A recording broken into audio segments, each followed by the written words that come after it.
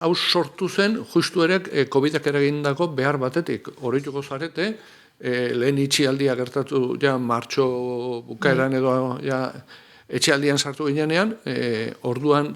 Euskal Herri osoko elkarteak eta aisialdi taldeak ari ziren ja, udalekuak antolatzen, hasi ziren, baina inork etzekin udalekuak antolatu izango ziren, ze gertatzen zen, eta orduan horrek sortu zuen nolako nora ez bat, eta ikusi genuen badenok batera erantzun batetik interlokuzio bat sortu behar genuela, horren inguruan, eta gero erantzun ahalik eta zabalena, baina ahalik eta amankomunena ere sortu behar genuela, eta ze premiak oso antzekoak ziren. Eta behar horretatik ikusi zen, aurrera pauso berri batzuk emateko aukera zegoela, eta behar ere baita. Orduan, Euskara elkarteen artean aisialdia lantzen duten elkarteek sortu dute federazio bat. Egin kontu, orain dela urte batzuk, tokiko komunikabideek tokikom sortu zuten bezala, zango nuke, eta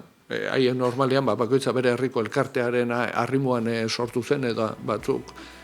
jarraitzen zuten elkartetako parte izaten, beste batzuk independenteagoak, kasu honetan, hau sortu duten elkarte guztiak momentu honetan topaguneko bazkide dira, baino asmoa litzateke, hoiek trinkotu, jarduera berriak asmatu, udalekuen antolaketa bateratu bat ere aurrera eraman, bestelako aisialdi proposamen batzuk sortu, eta gero horrelako esango nuke euskerazko aisialdirik ez dagoen lekuetan ere, berau sortzeko urratsak ematea. Eta iruditzen zeu alde horretatik, euskararen biziberritzarako giltzarria den esparru bati erantzuten diola, eta esparru hori egituratzeak ere sekulako garrantzia duela, ez?